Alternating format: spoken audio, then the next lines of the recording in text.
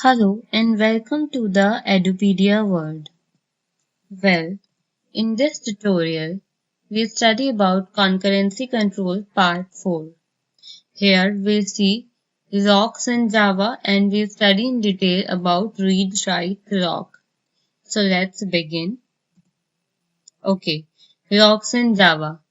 A lock is a thread synchronized mechanism like synchronized block, except locks can be more sophisticated than Java synchronized block. Lock and other more advanced synchronization mechanisms are created using synchronized block. So it is not like we get totally rid of synchronized keyword. From Java 5, the package java.ut.concurrent.logs contains several logs implementation, so you may not have to implement your own log. But you will still need to know how to use them, and it can still be useful to know the theory behind their implementation. Okay. For more details, you can visit on Google by typing java.ut.concurrentlogs.log. Now this is an example of simple lock. You can see we are having a class counter and then we are having private int count 0 and then doing increment. And inside the increment function, we have created a synchronized block where we are incrementing the count. Notice the synchronized block in increment method. This block makes sure that only one thread can execute the return plus count at a time. The code in synchronized block could have been more advanced, but the simple plus count suffix to get the point across. The counter class could have been written like in this instead of using a lock instead of synchronization block. So this is how we are doing the same thing using a lock, where we created a lock and inside increment function firstly we took a lock and then after doing the increment we are releasing a lock using unlock. So the lock method locks the instance of that and unlock method unlock the instance. So this is an implementation of lock. Over here we are having a lock class and then we are having synchronized lock method in which we are using wait, and then in unlock synchronized method we are using notify. Okay, so locks in Java. Notice the while lock is locked loop, which is also called a spin lock. Spin lock and the methods wait and notify are covered more in detail in the section where we see threading signaling. Okay. While is locked is true, the thread calling lock is parked waiting in the wait call in case the thread should return unexpectedly from the wait call without having received notify call. Okay, we also call it as superstitious wake up. The thread rechecks is logged condition to see if it is safe to proceed or not, rather than just assume that being awakened means it is safe to proceed. If isLogged is false, the thread exists while, the thread exit, the while is logged loop and sets is logged back to true to lock the lock instance for other thread calling lock. When the thread is done with the code in critical section, executing unlock sets is logged back to false and notifies one of a thread waiting in wait call and in the lock method if any. Okay, so this is about a simple lock in Java. Now let's see lock reentrants. The synchronized block in Java are reentrant. This means if a Java thread enters a synchronized block of code and thereby take the lock on the monitor object the block is synchronized on, the thread can enter the other Java code block synchronized on same monitor object. So here is an example. You can see we are having a class reentrant. Inside that we are having two synchronized methods. One is outer and other is inner. So the outer method is calling a inner synchronized method. Notice how both outer and inner are declared synchronized, which in Java is equivalent to synchronize this block. If thread calls outer, there is no problem in calling inner from inside outer, since both the methods are synchronized on same monitor object. If thread already holds a lock of monitor object, it has access to all the blocks synchronized on same monitor object. This is called reentrance. The thread can re-enter any block of code for which it already holds the lock. The lock implementation shown earlier is not reentrant. If we rewrite the reentrant class like below. So this is an example where thread calling outer will be blocked inside lock.lock in the inner method. So you see we have an outer method. Inside the outer method we are calling the lock and then we are calling inner method. After that is done we are calling unlock. And again in inner method we are calling lock and then doing something and calling unlock. So the thread calling outer will first lock the lock instance, then it will call inner. Inside the inner method, the thread will again try to lock the lock instance. This will fail, meaning the thread will be blocked since the lock instance was already locked in outer method. The reason the thread will be blocked in second time it calls lock without having unlock in between is apparent when we look at the lock implementation. So you see in the lock implementation, whenever you call a lock method, it's a synchronized method and it calls on wait. So if it's already locked, you cannot call again a lock. This is a condition inside while loop, that is pin lock, that determines if thread is allowed to exit the lock method or not. Currently, the condition that is locked must be false for this to be allowed regardless of what thread locked is. To make the lock class reentrant, we need to make a small change. So you see over here that we are having a class lock and is locked, locked by and lock count. So we are having a locked by thread and int locked count. Then we are having public synchronized void lock and inside the lock method we are again calling wait, but then we are making isLock to true, increasing the lock count by 1 and locked by equals to calling thread. In unlock again we are doing isLock equals to false and calling notify. Before that we are also decrementing lock count. So notice how the while loop now also takes a thread that the lock instance looks into consideration. If either the lock is unlocked, that means isLocked equals to false, or the calling thread is a thread that locked the lock instance, the while loop will not evaluate and the thread calling lock will be allowed to exit the method.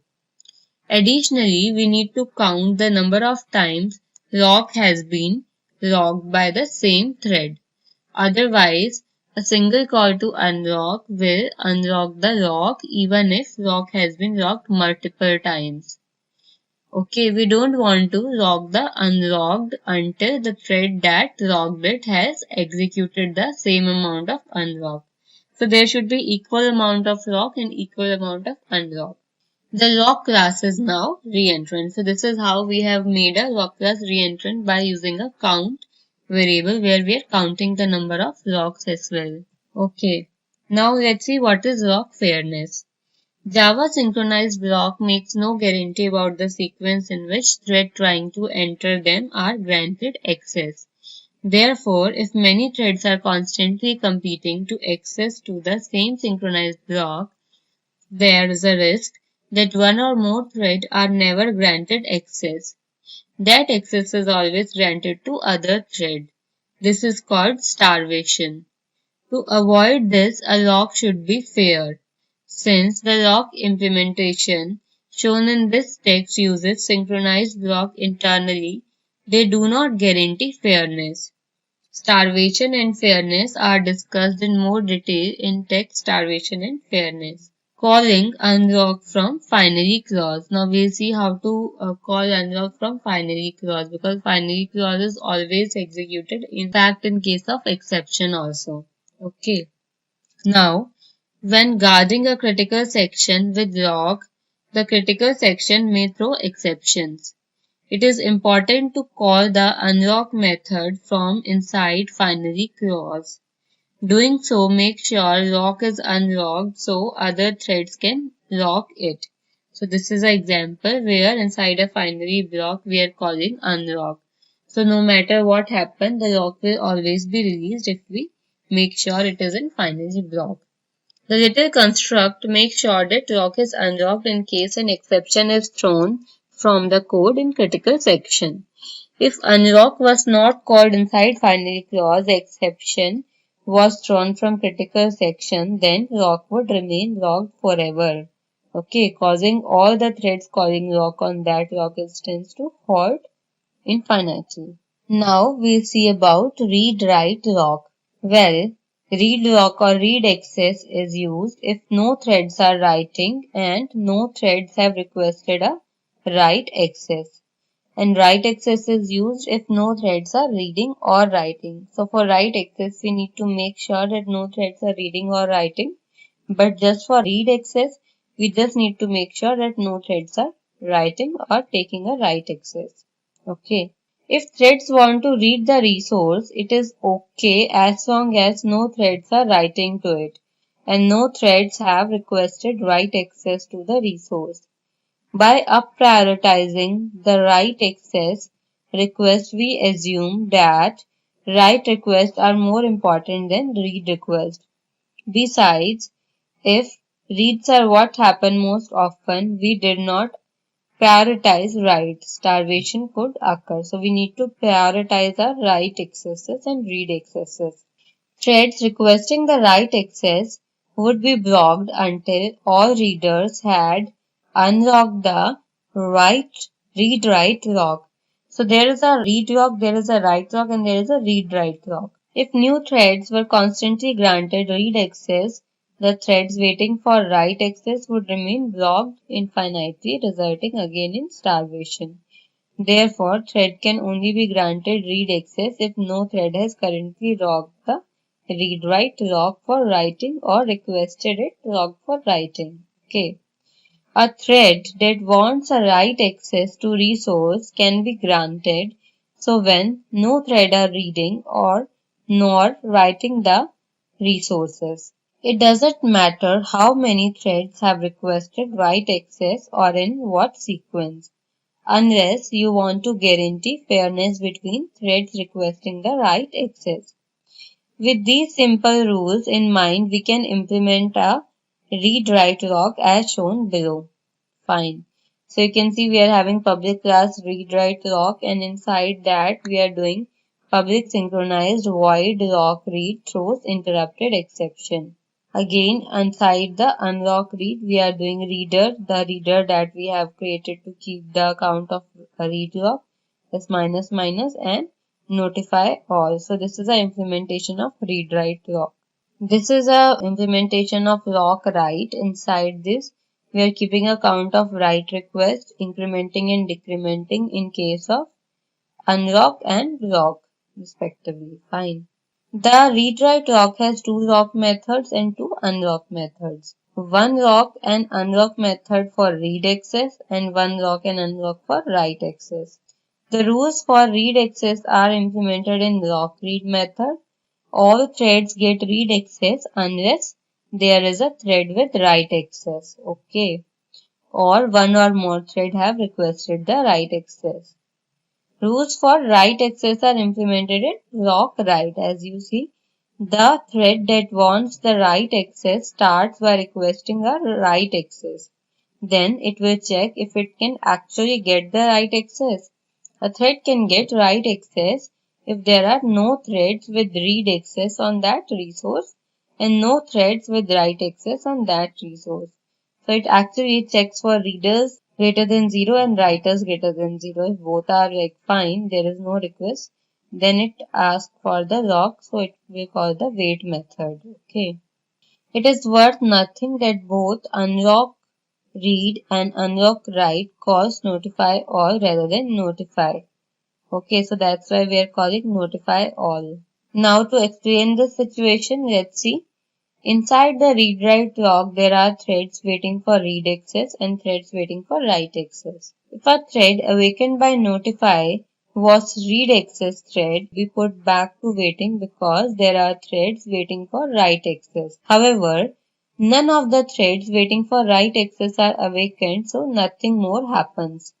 No thread gain neither write nor read access. Instead, by calling notify all waiting threads are awakened and check if they can get their desired access. Calling notify all also has another advantage, and that is if multiple threads are waiting for read access and none of a write access and an unlock write is called, all threads waiting for read access are granted the read access at once, not one by one. Fine. So this was about simple read-write lock. Now let's see about read-write lock reentrance. Well, the read-write lock class shown earlier is not reentrant. That means only one will be granted once. If a thread that has write access requests it again, it will block because it is already the owner.